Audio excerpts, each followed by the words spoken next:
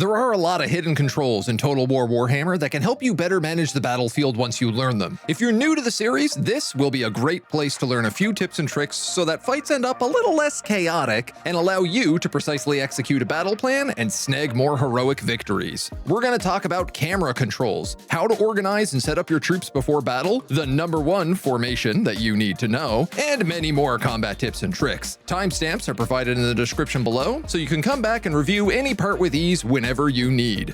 Let's get started. Before you learn to fight, you need to know how to crawl. WASD will let you pan the camera and review the battlefield before you start. By default, Q and E will let you look left and right, C and V up and down, but holding the middle mouse button gives you the same effect with much more fluid control. Likewise, you can zoom with Z and X or simply just scroll the mouse wheel. Scroll out all the way and you'll trigger the top-down tactical map, which gives an entire view of the battlefield and can be good for tracking down units that have wandered off. Camera and rotation speeds can be adjusted in the options, but you can also hold down Shift for a quick boost during the battle.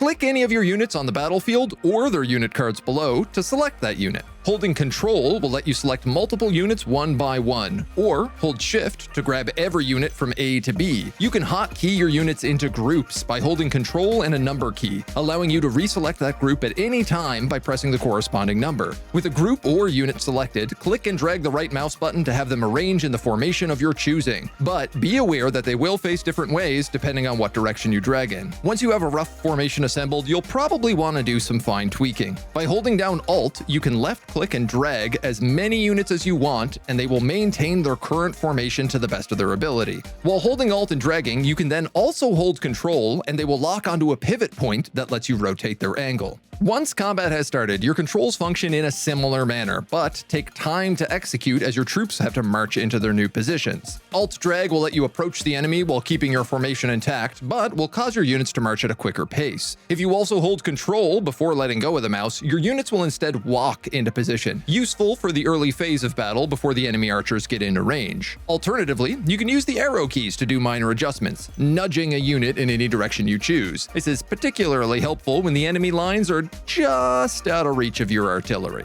Finally, while holding Shift, you can apply multi-step orders to a unit, giving it individual waypoints to march towards or larger sweeping commands. While this Shift order lacks precision sometimes, it can be extremely useful at ensuring your flanks get into position without having to micromanage them.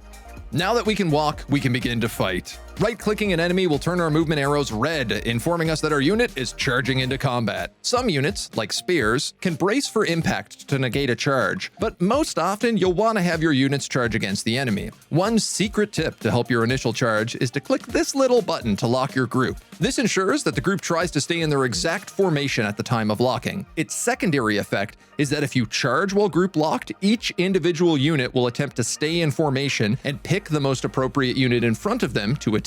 While not perfect, it makes the initial charge significantly easier to engage, and frees up your micro to manage other units on the battlefield. So what units should we take, and what kind of formations actually work?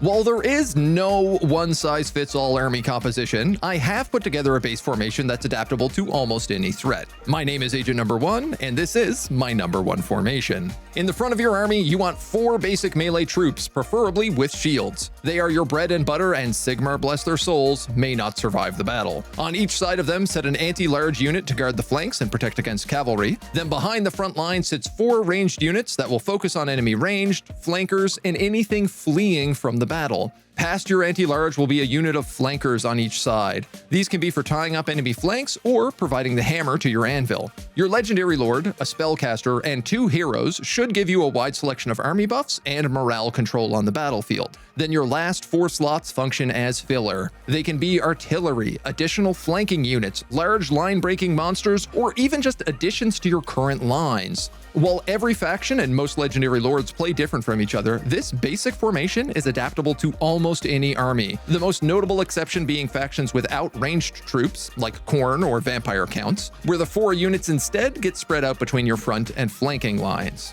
If you're using a lot of gunpowder troops, it's worth talking about line of sight and checkerboard formations. Unlike archers, gunpowder troops need to be able to directly see the enemy without your troops blocking the way. Positioning at the crest of a hill looking down is the ideal position to be in, but if you find yourself fighting in the open plains, you can checkerboard your front and back lines to provide gaps to fire through. Further staggering your front line can even allow your gunpowder troops to shoot into the unprotected sides of enemies once the battle has met. If you're going to keep your ranged troops close to the action though, make sure to check out their guard and skirmish buttons. Guard mode ensures your archers will hold the line and won't go chasing after a unit once it started running away. And skirmish will have your lads running anytime someone comes close. They both have their uses, but rest assured that forgetting about them entirely will guarantee your ranged troops accidentally run into a swift death. Maintaining the high ground isn't just beneficial for your ranged troops. Your melee units also get bonuses when charging down a hill, and the enemy will suffer penalties from running up one.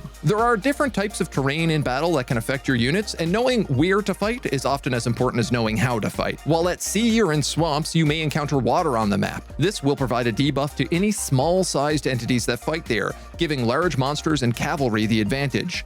Forests, on the other hand, favor the little folk, and instead provide the debuff to larger troops. Additionally, forests can hide certain units, allowing you to execute ambushes and devastating flanking maneuvers to bamboozle your foes. An unexpected charge into the enemy flanks won't just kill their troops, but more importantly, it helps shatter their morale. It's not often a battle will grind itself down to the last man standing. Instead, most wars are won in the hearts and minds of the people. When a unit's morale drops low enough, it will begin routing, running away from the battlefield in the hopes that they can catch their breath and regroup. Rout a unit 3 times, or rout it hard enough, and it will shatter, leaving the battlefield completely. It's much easier to rout most units than it is to outright kill them, so pay attention to what affects leadership. A well-executed flank, the death of a leader, taking fire from arrows, or certain spells from the winds of magic can all diminish a unit's leadership, among many other factors. Make the enemy run away, and then run them down. You won't just win the battle, but you'll also win the war. Thank you for watching my beginner's guide to combat and controls, and I hope you got a few new tricks up your sleeve. If you'd like to learn more about Total War Warhammer, then hit that like and subscribe to stay tuned for more guides. Or you can come check me out live during the week over at twitch.tv/AgentNumberOne. We've got a lot more Warhammer 3 content coming out, so there's never been a better time to jump into the series.